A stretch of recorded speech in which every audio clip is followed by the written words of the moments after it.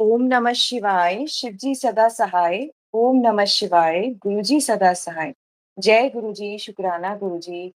जय गुरु जी, प्यारी संगत को जय गुरु जी। तो संगत जी, आज का सत्संग जो मैं शेयर करने वाली हूँ, तो उसमें मैं आपको यही बताने वाली हूँ कि गुरु जी कई बार हमसे इनडायरेक्टली जाने-अनजाने में कोई सेवा ऐसी भी ले लेते हैं कि हम किसी की मदद कर सकें।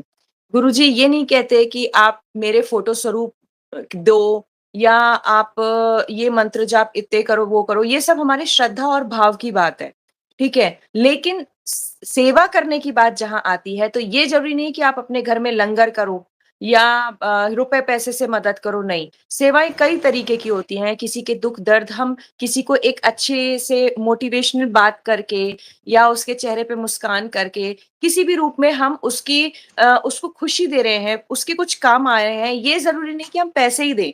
हम मुँह से, हाथ-पैरों से उसको अगर हम कोई सेवा कर सकते हैं, तो ये भी एक सेवा ही है। बशर्ते हमारे मन में ये भाव नहीं आना चाहिए कि अभी हम इसके काम आ रहे हैं, तो ये हमारे काम आए। सेवा में नियत साफ होनी चाहिए। अगर हम किसी गलत इंटेंशन से सेवा करते हैं, तो वो सेवा नहीं कहलाती, वो एक बिज़नेस डीलिंग हो जाती है।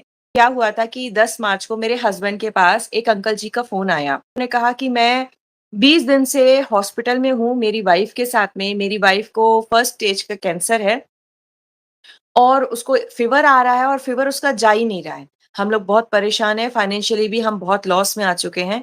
तो हस्बैंड को क्योंकि अचानक से फ़ोन आया तो वो वहीं के वहीं वो हॉस्पिटल हो आए, मिल के आए और घर पे आके उन्होंने बताया कि ऐसे-ऐसे एक सर का फ़ोन आया था, उनकी वाइफ़ ऐसे हॉस्पिटल में एडमिट है, कैंसर की वज़ह से। तो पता नहीं क्यों, शायद गुरुजी ने ही मुझे मेरे दिमाग में डाला, तो मैंने उनसे बोला कि मैं भी चलूँगी उनको देखने के लिए। जबकि उनसे मेरा दूर-दूर तक कोई लेना-देना नहीं, मैं नहीं जानती ना उनको, ना उनकी वाइफ़ को। लेकिन फिर भी गुरुजी ने एक अंदर से आवाज़ दी कि मुझे जाना है वहाँ पर, तो मैंने इनको बोला कि मैं चलूँगी तुम्हारे साथ और गुरुजी का मेरे पास जल रखा है और फ़ोटो स्वरूप रखा है, वो भी हम लेके जाएँगे। तो इन्होंने बोला कि हाँ, ठीक है, हम कल चलते हैं। नेक्स्ट डे गई और जाने से पहले मैं बस गुरुजी को अरदास करके गई कि गुरुजी अब चलिए, आपकी ब्लेसिंग्स की किसी और को भी ज़रूरत है, तो आप उस पर भी अपनी कृपा बरसाइए, उसकी परेशानी को दूर कीजिए, उसको स्वस्थ कीजिए। उसके भी बच्चे हैं छोटे-छोटे, घर गृहस्थी और एक आप संगत जी खुद सोच सकते हैं कि घर में अगर एक बीमार हो तो बाकी सबको कितनी टेंशन होती है और फाइनेंशियली कितनी प्रॉब्लम हो जाती है। तो बस मैं गुरुजी से अरदास करके, गुरुजी को साथ लेके मैं वहाँ पर गई उनसे मिलने के लिए और उनसे जस्ट मैंने गुरुजी के बारे में बताया कि ऐसे-ऐसे गुरुजी का मंत्र जाप ओम नमः शिवाय, शिव जी सदा सहाय, ओम नमः शिवाय, गुरुजी सदा सहाय है और ये आप भले ही मोबाइल में चला लीजिए, एक ऑरा, एक वाइब्रेशंस पॉज़िटिव आएँगे, आपको भी एक अच्छी फीलिंग आएगी क्योंकि जिसको कैंसर होता है तो संगत जी वो ऑलरेडी नेगेटिव थॉट से घिरा होता है। जो भी कोई आता है मिलने के लिए तो वो एक सिम्पैथी लेके आता है। लेकिन एक कहते हैं ना कि उसको एक अंदर से स्ट्रॉन्ग फीलिंग देना वो नहीं हो पाती उसके साथ। तो हमसे जितना बन पड़ा हमने गुरुजी के बारे में बताया, गुरुजी के जल प्रसाद के बारे में बताया कि आपको कैसे लेना है और ये बोला है कि आप गुरुजी का स्वरूप आपके पास है, आप अपने बेड के पास रखो और बस आप अपने मन में जो भी थॉट्स हैं आप गुरुजी से शेयर करो, बाकी गुरुजी पे छोड़ दो, गुरुजी आपको बिल्कुल ठीक कर देंगे। और क्या था कि वहाँ 19 मार्च को एक सत्संग होने वाला था, तो मैंने पता नहीं क्यों रैंडमली बोल दिया आंटी जी से कि देखना अब आप बिल्कुल ठीक हो जाओगी, जल्दी से अपने घर पे भी आ जाओगी और 19 मार्च को सत्संग होने वाला है गुरुजी का और वो आप अटेंड भी करोगी। संगत जी मैंने बोल तो दिया लेकिन अंदर से ये आ रहा है कि जो 20 दिन से वो हॉस्पिटल में है, जिसका बुखार नीचे आ ही नहीं रहा है, जिसकी मतलब प्लेट्स भी जो है वो मतलब सही तरीके से नहीं आ रही हैं, सही पोज़ीशन में नहीं आ रही हैं और उससे कॉन्फिडेंटली बोल रही हूँ कि 19 मार्च को सोचो मैं 11 मार्च को गई हूँ और 19 मार्च के सत्संग के लिए मैं उसको उनको बोल भी रही हूँ कि आप वहाँ देखना उस सत्संग में भी आओगे। और घर आके तो मुझे बड़ा वो लगे कि मैं कैसी हूँ, क्या हूँ? मैं बोल तो दिया, मैंने गुरुजी के आगे हाथ जोड़ा, मैंने कहा बाकी आप सँभाल लेना, मैं तो बोले आई हूँ। तो वो कहते हैं ना गुरुजी अपने भक्तों की लाज भी रखते हैं। तो संगत जी हम लोग सवेरे गए थे उनसे मिलने, शाम को उनका मैसेज आता है और वो बोलती हैं कि आपके जाने के बाद कह रहे इतना पॉज़िटिव महसूस हुआ मुझे, कह रहे इस हॉस्पिटल में 20 दिन से इतने लोग आए गए, लेकिन मुझे वो फीलिंग नहीं आई जब आप पाई तो वो मुझे पॉजिटिव फीलिंग आई, एक अंदर से मुझे विश्वास होने लगा कि मैं ठीक हो जाऊँगी और बहुत अच्छा फ़ील हो रहा है, वो मैं आपको शब्दों से बयान नहीं कर सकती। और कह रही बहुत डिवाइन फीलिंग आई है। मैंने कहा मैं नहीं थी वो, मेरे गुरुजी थे जो आपके पास हॉस्पिटल में आए थे, आपको ब्लेसिंग्स देने और देखना वो आपके पास हैं अभी भी और आपको लगेगा। तो वो तो ख़ैर नॉन संगत थी, उनको तो नहीं आइडिया था, तो उनको मैंने बोला आपके आपके पास गुरुजी की फ़ोटो स्वरूप है ना? वो आपको आशीर्वाद दे रही है, इसलिए आपको ऐसा लग रहा है। मैंने कहा ये हम सब तो एक मीडिएटर हैं, हम सबकी क्या औकात है? हमारे गुरुजी हैं, वो जो भी आपको फीलिंग देने दे रहे हैं, वो गुरुजी करा रहे हैं। और संगत जी 1-2 दिन बाद अच्छा मैं कंटिन्यू उनसे फ़ोन पे पूछ रही हूँ, आपकी तबीयत कैसी है, क्या है? कह रहे नहीं बुखार आ रहा है, बुखार आ रहा है। मैं अंदर से बोलूँ और गुरुजी से प्रार्थना करूँ, गुरुजी कुछ तो करो, उनको सत्संग में बुलवाना है और उनको ठीक करो, उनकी प्रॉब्लम्स उनके अंदर विश्वास आया है, तो उनका विश्वास टूटना नहीं चाहिए। तो संगत जी 19 तारीख आ गई, 19 तारीख आ गई और 19 तारीख को सुबेरे मैंने इनको फ़ोन किया जबकि उनको मैंने बोल रखा था कि पोज़ीशन जब ओके लगे, तो आप हमें बताना। 18 तारीख को हमारी कोई बात नहीं हुई, 17 को कोई बात नहीं हुई और 19 तारीख को जो कि मैंने बोला था कि आपको सत्संग में आना है और उनका कोई फ़ोन नहीं आया, तो मैं लिटरली रोने लग गई। मैंने कहा गुरुजी आप क्या कराते हो? उधर से मेरे से 19 तारीख को भी बुलवा दिया और उनका कोई फ़ोन नहीं है, हमने बोला था कि कुछ इम्प्रूवमेंट लगे तो फ़ोन करना, उनका कोई फ़ोन नहीं है। तो अब आपने ठीक नहीं किया उनको। तो मेरे हस्बैंड से मैंने उनको फ़ोन लगवाया कि मैंने कहा पता तो करो क्या पोज़ीशन है, क्या है? और संगत जी वो बहुत खुश, बहुत खुश। कह रहे रिपोर्ट्स उनकी कह रहे कि 3-4 दिन से इतनी रिकवरी होने लगी, उनका बुखार ठीक होने लगा है। कह रहे 19 तारीख को तो उनको डिस्चार्ज मिल रहा है। मैंने कहा जय गुरुजी, शुक्राना गुरुजी। ये हमारे प्यारे भोलेनाथ हैं, जो भोली-भोली और प्यारी-प्यारी शरारतों भरे सत्संग कर देते हैं। तो गुरुजी ने वो अरदास भी पूरी करी फाइनली वो 19 तारीख को संगत जी आई घर पे अपने घर पे आई और शाम के समय वो सत्संग में भी आई। अच्छा 19 तारीख की सवेरे मैं मन में ये भी था कि गुरुजी मेरे को आपके बॉम्बे मंदिर आना है और मैं कैसे आऊँ? कोई संगत भी नहीं है, मैं किससे बात करूँ? क्योंकि नई-नई जुड़ी थी तो किसी से टच में नहीं थी मैं। तो 19 तारीख को जब शाम को सत्संग में गए, लंगर प्रसाद वगैरह किया हमने, तो वहाँ एक आंटी बोलती हैं कि हम लोग 27 मार्च को गुरुजी के मंदिर जा रहे हैं, तो जो भी संगत जाना चाहती है, तो वो अपना नाम बता दे। मैंने शुकराना किया गुरुजी को कि चलो मेरे मन की अरदास गुरुजी ने पूरी की। अच्छा, 2 घंटे सत्संग के दौरान मुझे ऐसा लग रहा था कि गुरुजी आज रेड चोले में आए हैं। पता नहीं क्यों बहुत स्ट्रॉन्ग फीलिंग हो रही थी कि गुरुजी आज रेड चोले में आए हैं। तो फिर भी होता है ना कि नहीं मैं तो कुछ भी सोच रही हूँ, ऐसे पता नहीं कौन से क्योंकि चोला किसी और रूप का था और उसका कपड़े का था, लेकिन मुझे विज़िबिलिटी ऐसा लग रहा था कि गुरुजी रेड चोले में आए हैं। तो संगत जी, मैं मन में वो वैसा सोच के और चुप हो गई, शांत हो गई कि नहीं मेरे मन का वो है। तो बाद में जो है ना वहाँ संगत आंटी ने सबको कैलेंडर स्वरूप दी बाँटे सबको और कीरिंग बाँटे। तो मुझे भी 2 कीरिंग बाँटे तो मेरे मन में था कि हाँ, मेरा खुद का घर बन जाएगा और एक खुद की नई गाड़ी आ जाएगी उसके लिए 2 कीरिंग सँभाल के रख लेती हूँ। फिर जब आप संगत जी मैं कैलेंडर पे नज़र डाली तो कैलेंडर का हर एक स्वरूप रेड चोले का था। रेड चोले का, एक सिंगल भी चोला उनका दूसरे रंग का नहीं था, शुरुआत से लेकर लास्ट तक रेड चोला था। मतलब गुरुजी ने बताया कि आज मैं रेड चोले में तुझे क्यों दिख रहा था?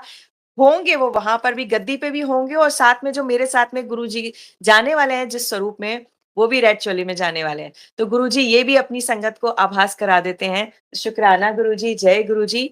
संगत जी सब विश्वास का खेल है। और कुछ नहीं है। हम अपने मन से कुछ भी सोचते हैं हमारे मन का वहम है, नहीं। ये मन का वहम नहीं है, मन का विश्वास है, मन का प्यार है, जो हमें गुरुजी से जोड़ता है और गुरुजी हमें अपनी कनेक्टिविटी दिखाते हैं कि तेरे मन में ये भाव आए हैं, तो मैं हूँ, उसी रूप में हूँ। हम जिस रूप में भी अपने भगवान को देखना चाहें ना, उस रूप में हम भगवान को देख लेते हैं। तो ये गुरुजी हमें ये बताते हैं। तो फिर संगत जी इसके बाद 27 तारीख को हम लोग गुरुजी के आश्रम जाना था, तो मैं उसकी भी बात बताती हूँ। जब मैं फर्स्ट टाइम गुरुजी के आश्रम गई थी, तो मेरे मन में एक भाव थे कि गुरुजी मेरे हाथ से भी लंगर करवा देना। लेकिन मेरी सोच से बहुत बढ़कर गुरुजी ने दिया कि मुझे उन्होंने अपने विश्राम कक्ष में, अपने बेडरूम में बुलवाया, मेरी सारी बातें सुनी और मुझे ढेरों सारा प्यार और ब्लेसिंग्स दी। इस बार क्या हुआ कि 27 तारीख को जब मैं तैयार हो रही थी, तो मैंने गुरुजी से कहा, मैंने कहा, "गुरुजी क्या पहन के आऊँ? आज आप बताओ, मैं कौन से कलर की ड्रेस पहन के आऊँ?" तो मेरे मन में आया तो स्काई ब्लू कलर का ड्रेस पहन। तो मेरे पास एक सूट था, मैं वो पहन के गई। संगत जी, आप यकीन नहीं मानेंगे, मेरे रोंगटे खड़े हो गए, मैं देख के इतनी खुश हो गई। मेरे में स्काई ब्लू, व्हाइट और सिल्वर कलर का कॉम्बिनेशन का कुर्ता पजामा था, सेम एज़ इट इज़ चोला। इसी कॉम्बिनेशन का, इसी कलर कॉम्बिनेशन का गुरुजी का पूरा दरबार सजा था। स्काई ब्लू और व्हाइट कलर के कॉम्बिनेशन का। मैं तो देखती रह गई। ख़ैर, हम लोग बैठे मेडिटेशन किया, इतने में क्या हुआ, एक सेवादार अंकल आए, उन्होंने मुझे बुलाया, "आंटी जी 1 मिनट चलेंगी?" मैंने कहा, "हाँ, ठीक है।" मैं गई उनके पीछे-पीछे, मुझे सीधे वो किचन में ले गए और उन्होंने कहा कि आज आपको लंगर गुरुजी को भोग लगाना है। संगत जी, ये सेकंड टाइम था, गुरुजी ने पहली बार क्या बोला था कि लंगर सेवा तो तुझे मैं कभी भी दिलवा दूँगा। मुझे क्या पता था कि सेकंड बार में लंगर सेवा ही दिलवा देंगे। तो जब उन्होंने कहा कि लंगर सेवा आपको देनी है, तो संगत जी मेरे हाथ यूँ-यूँ कँप-कँपा रहे थे। लिटरली। और मेरे आँखों से जो आँसू निकल रहे थे ना, वो प्यार के, वो श्रद्धा भाव के और न जाने उसमें कितने इमोशंस थे उन आँसुओं में।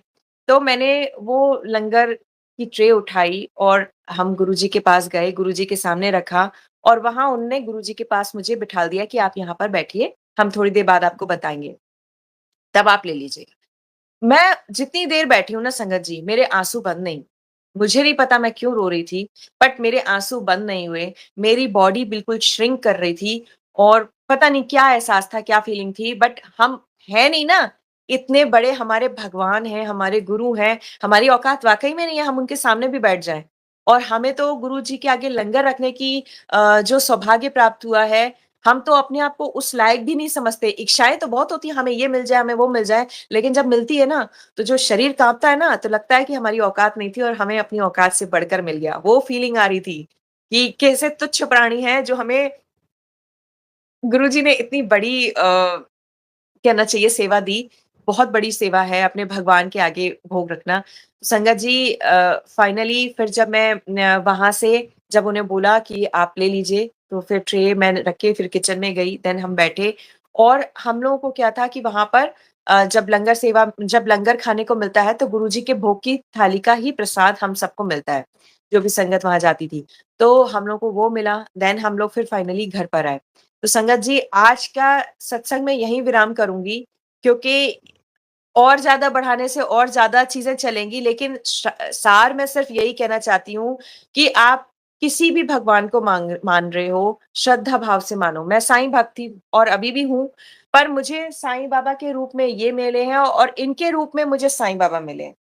कैसे मिले, क्या मिले वो मैं आगे के सत्संग में मिलाऊँगी बताऊँगी क्योंकि गुरुजी ने मेरी फ़ाइल खोली थी। किस दिन खोली थी वो मैं आगे के सत्संग में बोलूँगी। और गुरुजी ने बोला था कि तू पहले शिव जी की भक्त थी, फिर तू साईं की भक्त हुई और तेरी ये जो जर्नी थी, हर एक जर्नी में मेरे रूप अलग थे लेकिन मैं तेरे साथ में था और किस-किस कंडीशन में जो-जो मेरे साथ में चुनौतियों वाली चीज़ें आई हैं, वो गुरुजी ने सब मुझे बताई और लेकिन गुरुजी ने आंटी बताया एक चीज़ मैंने भी नोट की है, जितने भी गुरुजी के जो जुड़ने वाली संगत है ना, मोस्टली संगत वो है जो शिव को बहुत प्यार मतलब शिव जी की इतनी बड़ी वाली भक्त है ना, जो बिल्कुल कहते हैं ना नतमस्तक वाली कि इनके अलावा कुछ नहीं है। लेकिन उसका फिर रीज़न भी पता है क्या है? शिव भोले, उनकी संगत भी भोली और जो चालाकी करते हैं, वो रहते भी नहीं है। वो भी संगत नहीं कहलाने लायक भी नहीं है और गुरुजी उनका मन अलग से डाइवर्ट कर देंगे कि उसका मन फिर कहीं और डाइवर्ट हो जाएगा, वो फिर गुरुजी में नहीं लगेगा। भगवान भी भोले हैं ना, वो बोले साफ मन से, श्रद्धा भाव से, भोले भाव से जो हम उनके आगे अरदास और करेंगे और और आंटी अगर हमारी चालाकियाँ अरदास अगर सच्ची है किसी का चालाकी नुकसान की नहीं देना अगर की तो मैं पूरी बात कर करूँ देंगे। ना तो हम जब गुरुजी के मंदिर जाते हैं ना, कुछ संगत ऐसी है कि वहाँ पे भी चालाकियाँ करती है। कि हम मतलब सेवादार बोलते रहते हैं कि यहाँ बैठो आपकी जगह ये है वो इशारा करते हैं बट उनके मतलब क्या करते हैं वो इधर से घुसने की कोशिश करेंगे ये सोचेंगे कि हम आगे बैठ जाएं सबसे लाइन से आगे निकल जाएँ, ये भी होता है, ये भी हाँ होता है। तो हाँ, जब मैं यही बोलूंगी कि जब भी सेवादार ये इशारा करें कि आप यहाँ बैठो तो आप समझो सही है। आप चाहिए आपको बैठना चाहिए जहाँ भी जगह मिले गुरुजी ये नहीं है कि सबसे आगे बैठेंगे तो हाँ हमें ज्यादा ब्लेस हम करेंगे सबसे गुरुजी आगे की बैठे। तरफ मैंने मैंने पिछले सत्संग में यही तो शेयर किया था, महाशिवरात्रि के सत्संग में मुझे उस जगह बिठाया, जहाँ गुरुजी दूर-दूर तक नहीं दिख रहे थे और मेडिटेशन में गुरुजी जस्ट सामने बैठे थे 2 घंटे कंटिन्यू। तो वो भाव होते हैं ना, तो गुरुजी आपके पास सबसे पहले पहुँचेंगे, चाहे आप कहीं पे भी हो, चाहे उस जगह पे गुरुजी का स्वरूप ही क्यों ना हो। कोई स्वरूप भी नहीं होगा तो भी गुरुजी आपकी ब्लेसिंग, ये होता है, ये सबके होता साथ होता है और यही सत्संग में तो शेयर करते हैं और क्या है। तो सत्संग मन छोटा कभी नहीं करना चाहिए कि हमारे पास गुरुजी, हमें गुरुजी के कमरे में नहीं बैठने दिया, या गुरुजी का हमें लंगर नहीं मिल पाया, या हमें लंगर में ये चीज नहीं मिल पाई। होता है संगत जी, कई बार होता है कि आपके पास थाली कुर्सी हुई है, उसमें एक चीज मिसिंग है, तो आप ये मत हाँ बोलो कि हमारी थाली में ये नहीं है और आज पता नहीं सेवादारों ने कैसी थाली परोसी है। नहीं, आज की थाली आपकी वही थी, उतना ही था, आप वही खाओ, आप उसी से ब्लेस हो जाओगे। ये जरूरी नहीं है कि गुलाब जामुन नहीं मिला, आपकी सारी ब्लेसिंग्स गुलाब जामुन में ही अटकी हैं, ऐसा कुछ नहीं है। जो है, जितनी थाली आपके पास आई है वो उसी में गुरु जी की ब्लेसिंग्स है। आप मन से श्रद्धा से खाओ, आप वैसी तर जाओगे। क्योंकि मेरे को जो बीपी की प्रॉब्लम होती थी, मेरे हस्बैंड को बीपी हाई रहता था, मेरी बीपी लो रहता था, तो गुरुजी ने ऐसा क्योर किया है अपने सत्संग सुनाने से, सत्संग में जाने से, लंगर सेवा लेने से, कि मेरा बीपी न्यूट्रल होने लगा। जी संगत जी, मुझे कभी विश्वास नहीं था, मेरे को लगा था अभी लाइफ टाइम ही चलेगा। क्योंकि मैं जब भी अपना बीपी चेक करती थी, मेरा बीपी हमेशा लो आता था। और मेरे हस्बैंड तो हमेशा डेली बीपी की मशीन लेके रात को चेक ही करते थे और हमेशा उनका हाई रहता था। तो गुरुजी के सत्संग से, उनके लंगर से वाकई में पूरी फैमिली क्योर होती, क्योंकि शुरुआत में मैं ही जाती थी, मेरे फैमिली का कोई भी नहीं जाता था, लेकिन उसके बावजूद मेरी फैमिली को क्योर किया है वो गुरुजी ने किया है, उनके लंगर ने किया है, उनके प्रति मेरा विश्वास ने किया है। तो संगत जी, मैं बस यही कहूंगी कि विश्वास आप अटूट रखो, बिल्कुल मत डगमगाओ। और कभी भी कैसी भी चुनौतियां आए, कई बार ऐसी भी चुनौती होती है कि जब सारे दरवाजे बंद हो जाते हैं, जब आपकी पर्स में 1 रुपया भी नहीं होगा, ऐसी भी सिचुएशन कई बार संगत के पास आ जाती है। तो संगत को लगता है कि हम सुसाइड कर लें, हम कहीं चले जाएं, लेकिन वो सॉल्यूशन नहीं होता। अगर हमारे हाथ में, कलाई में कहीं कट लग जाए, तो क्या हम उस हाथ को ही तोड़ देते हैं, निकाल देते हैं अपने शरीर से? नहीं ना, हम घाव को अपने दवाइयों से रिपेयर करते हैं। सेम एज इट इज, ये परेशानियों के कट ना हमारे लाइफ में आते रहेंगे, और हमें श्रद्धा, प्रेम, विश्वास की मरहम उस पर लगाना है। धीरे धीरे समय बीतता जाएगा और ये भाव रूपी टेंशन ये सारी हमारी सॉल्व हो जाएंगी। तो बस विश्वास रखो, विश्वास में बहुत बड़ी ताकत है, और सारे दरवाजे बंद हो जाएंगे, सिर्फ ये दरवाजा खुला रहेगा, इसलिए उन्हीं पे विश्वास आर्थिक रखो। परेशानियां हैं, प्रॉब्लम है और ये दुख है, जब ही तो गुरुजी महाराज हैं।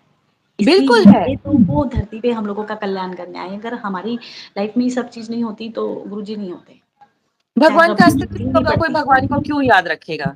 ये आती ही टेंशन इसलिए कि हमारी भक्ति और ज्यादा जागृत हो। कई बार क्या होता है, सुख ले लेके ना हमारी भक्ति पे भी डस्ट आ जाती है।